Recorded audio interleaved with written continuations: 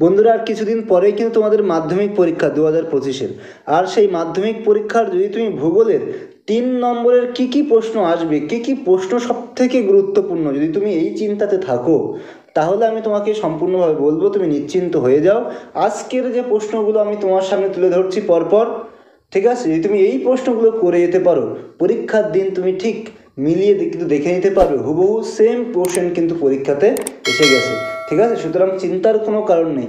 অনেক জায়গায় তো অনেক সময় দিয়েছো, একটুখানি সময়, জাস্ট 3 থেকে 4 মিনিট তোমার কাছ থেকে চেয়ে নিচ্ছি। তুমি যদি এই কোশ্চেনগুলো করে যেতে পারো, তোমার কোনো টেনশন হবে না। তুমি এখান থেকেই কিন্তু সমস্ত কোশ্চেন কমন পাবেই পাবেই পাবেই। ঠিক আছে, তো শুধুমাত্র কোশ্চেন দিয়ে আমি তোমাকে ছেড়ে দিচ্ছি না, আমি তোমাকে উত্তরও দিয়ে দেবো। তার জন্য তোমায় কী করতে হবে, একটু প্রথমে দেখে নাও, তারপরে কোশ্চেনে যাচ্ছি। এইখানে যেটা তুমি দেখতে পাচ্ছ, এই যে ইতিহাস আর ভূগোলের আমি সবটাই রেডি করেছি, এমসিকিউ এসিকিউ 2 মার্কস 3, 5। ঠিক আছে, আবার দেখো ম্যাপ পয়েন্টিং সব রেডি করেছি, বাংলারও সব রেডি করেছি। তাহলে কি বললাম, বাংলা, ইতিহাস আর ভূগোলের তুমি 3টে সাবজেক্টের নোটস নিয়ে নাও এই মুহূর্তে। তাহলে তুমি আমাকে 250 পে করলে কিন্তু হয়ে যাবে। কি বললাম, 250 পে করলে তুমি এটা হয়ে যাবে। স্ক্রিনে দেওয়া হোয়াটসঅ্যাপ নাম্বারে আমার সাথে যোগাযোগ করবে। এবার চলো কোশ্চেনগুলো দেখে নেবো আমরা। ঠিক আছে, পরপর সমস্ত কোশ্চেন দেখে নেবো। প্রথম অধ্যায়, বহির্জাত প্রক্রিয়া ও তাদের দ্বারা সৃষ্ট ভূমিরূপ থেকে কোন কোন কোশ্চেনগুলো করবে। প্রথম কোশ্চেন যেটা করবে, অনুদৈর্ঘ্য বালিয়াড়ি এবং বারখান। এখানে একটু সিরিয়ালি ভুল দেওয়া আছে, যেগুলো মোস্ট ইম্পর্টেন্ট সেগুলো তো আমি সাজেশন থেকে তুলেছিলাম, তো এটা করতে ভুলে গেছি, প্লিজ একটু ইগনোর করো এটা। অনুদৈর্ঘ্য বালিয়াড়ি এবং বারখান বা তির্যক বালিয়াড়ির মধ্যে পার্থক্য, মোস্ট একটা ইম্পর্টেন্ট কোশ্চেন, কোনো মতে এটাকে বাদ দেবে না। মরু অঞ্চলে বায়ুর কার্য অধিক পরিমাণে ঘটে, ব্যাখ্যা করো। সুন্দরবন অঞ্চলের উপর পৃথিবীর জলবায়ুর পরিবর্তনের কীরূপ প্রভাব পড়ে তা ব্যাখ্যা করো। বদ্বীপ গড়ে ওঠার অনুকূল অবস্থাগুলি, ঠিক আছে, বা নদীর মোহনায় বদ্বীপ গড়ে ওঠে কেন, একই প্রশ্ন।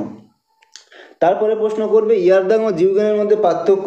তারপরে করবে গিরিখাত ও ক্যানিয়নের মধ্যে পার্থক্য লেখো। অনুদৈর্ঘ্য বালিয়াড়ি এবং বারখান বা তির্যক বালিয়াড়ির মধ্যে পার্থক্য। আমি যত যা কোশ্চেন বড় সাজেশান দিয়েছিলাম, সেখান থেকে একদম নির্যাস বার করে আমি তোমাদের দিচ্ছি। এখানে একটু দেখো, এই যে দাগ নম্বরগুলো আছে না, প্লিজ একটু ইগনোর করো। এখানে ওই দাগ নম্বরগুলো ছিল, আমি সেগুলো আর সংশোধন করিনি, আমার খেয়াল হয়নি এটা। ঠিক আছে, এর জন্য আমি সরি।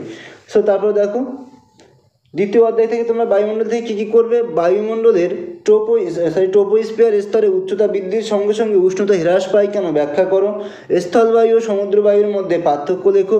ক্যাথাবেটিক ও অ্যানাবেটিক বায়ুর মধ্যে পার্থক্য কী। ওজোন স্তর পৃথিবীর জীবকুলকে কীভাবে সাহায্য করে, অথবা ওজোন স্ফিয়ারের গুরুত্ব কী। আপেক্ষিক ও চরম আর্দ্রতার পার্থক্য উল্লেখ করো। তুমি যদি এই 3 মার্কসের বায়ুমণ্ডল থেকে এই প্রশ্নগুলো করে যাও, এখান থেকে তুমি একটা না একটা প্রশ্ন কিন্তু কমন পাবেই পাবেই পাবেই। তারপরে দেখো বায়ুমণ্ডল, ভরা কোটাল ও মরা কোটালের মধ্যে পার্থক্য, অর্থাৎ ভরা জোয়ার মরা জোয়ার একই ব্যাপার কিন্তু। নিউ ফাউন্ডল্যান্ড উপকূলে মৎস্যক্ষেত্র বিকাশ লাভ করেছে, কারণ ব্যাখ্যা করো।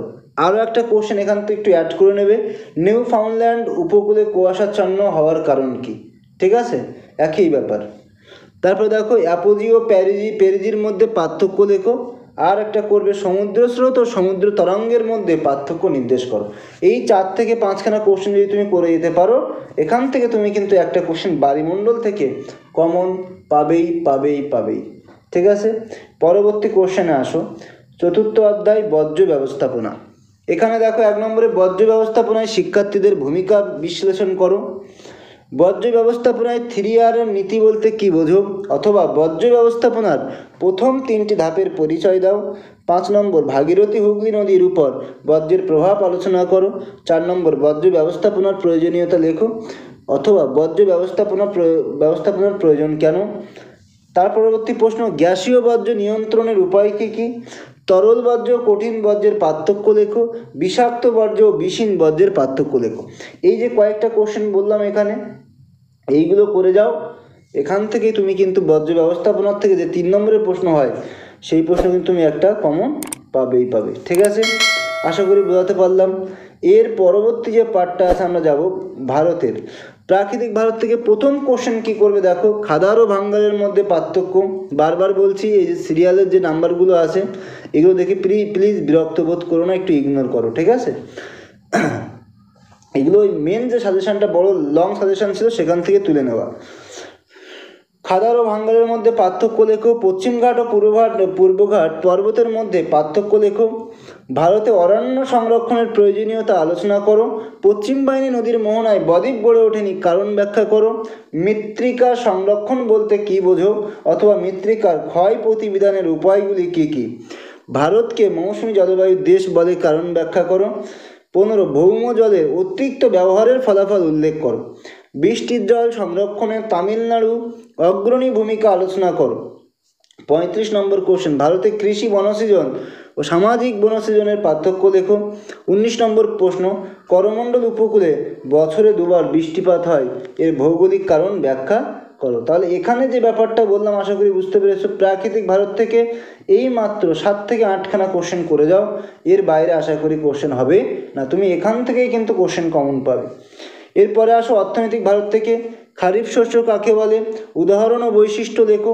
রবি শস্য কাকে বলে, উদাহরণ ও বৈশিষ্ট্য লেখো। আবার রবি শস্য ও খারিফ শস্যের পার্থক্য। এই 3টে কোশ্চেন খুব ভালো করে করবে, ঠিক আছে। ভারতের পাঞ্জাব ও হরিয়ানা কৃষি উন্নতির কারণগুলি লেখো। তারপর দেখো, দুর্গাপুরকে ভারতের রুড় বলা হয় কেন, আহমেদাবাদকে ভারতের ম্যানচেস্টার বলে কেন, পেট্রো রসায়ন শিল্পকে আধুনিক শিল্পদানব বলে কেন, কারণ ব্যাখ্যা করো। জলপথকে উন্নয়নের জীবনরেখা বলা হয় কেন, আর রেলপথকে ভারতের জীবনরেখা বলা হয় কেন। ওই যে কোশ্চেনটা আছে রেলপথকে, ওই কোশ্চেনটা খুব ভালো করে করবে। পরিবহনের মাধ্যম হিসেবে রেলপথের গুরুত্বগুলি আলোচনা করো। অনুপ্রবেশ ভারতের জনসংখ্যা বৃদ্ধির একটি কারণ, ভৌগোলিক কারণ ব্যাখ্যা করো। এই যে কয়েকটা কোশ্চেন বললাম তোমাদের, এই কোশ্চেনগুলো করলে কিন্তু তোমরা এখান থেকে একটা না একটা কোশ্চেন কিন্তু পরীক্ষাতে কমন পাবেই। এরপরে আসবে ষষ্ঠ অধ্যায়, উপগ্রহ চিত্র ও ভূবৈচিত্র্য সূচক মানচিত্রে। এখান থেকে প্রথম যে প্রশ্নটা করবে, জিও স্টেশনারি উপগ্রহ ও সানসিক্রোনাস উপগ্রহের পার্থক্য লেখো, ঠিক আছে। মানে সূর্য সমুদায় ভূ সমুদায় যেটা আছে। উপগ্রহ চিত্রের সুবিধা ও অসুবিধাগুলি উল্লেখ করো। উপগ্রহ চিত্রের ব্যবহার ও গুরুত্ব বর্ণনা করো। উপগ্রহ চিত্রের বৈশিষ্ট্য বিশদে আলোচনা করো। আর 5 নম্বর যেটা করবে, ভূ বৈচিত্র্য সূচক মানচিত্রের গুরুত্ব ব্যবহারগুলি উল্লেখ করো। বন্ধুরা, যদি তোমরা এই প্রশ্নগুলো করে যেতে পারো, মাধ্যমিক 2025 ভূগোলের 3 নম্বরের সমস্ত কোশ্চেন তুমি কিন্তু এখান থেকে কমন পাবেই। কি বললাম, বোঝাতে পেরেছি?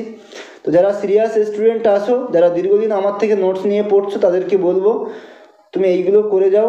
এটা আমি অনেক পরিশ্রম করে বানিয়েছি, অনেক চিন্তাভাবনার উপরে, অনেক অ্যানালাইজ করে বানিয়েছি। আশা করি তুমি নিরাশ হবে না। তুমি এখান থেকেই 90% প্লাস কোশ্চেন কিন্তু কমন পাবেই, ঠিক আছে। সুতরাং বন্ধুরা, ভিডিও বেশি দীর্ঘায়িত করবো না। ভিডিও শেষ করার আগে আরও একবার বলি, যারা এখনও ওই পিডিএফগুলো নাওনি, উত্তরের পিডিএফটা তুমি 1 রাত পড়লেও কিন্তু পাস করে যাবে, যদি এই কোশ্চেনগুলো পড়ে যেতে পারো। অতি অবশ্যই স্ক্রিনে হোয়াটসঅ্যাপ নম্বরে যোগাযোগ করো। 3টে সাবজেক্ট নিলে তোমাকে 250 পে করতে হবে। শুধু ইতিহাস ভূগোল নিলে পার সাবজেক্টে 79 করে কিন্তু পে করলে হয়ে যাবে। তো বন্ধুরা, ভিডিও আর বেশি দীর্ঘায়িত করবো না। যদি ভিডিওটি ভালো লাগে অবশ্যই একটা লাইক করবে, কমেন্ট করবে, শেয়ার করে দিও বন্ধুদের সাথে। আর যদি তুমি আমার চ্যানেলে নতুন হয়ে থাকো, অতি অবশ্যই চ্যানেলটিকে সাবস্ক্রাইব করে দিও। তো আজকের ভিডিও এই পর্যন্ত, দেখা হচ্ছে এরকম কোনো একটা ইম্পর্টেন্ট ভিডিওতে। ততক্ষণে সবাই খুব ভালো থাকবে। সবাইকে অনেক ধন্যবাদ।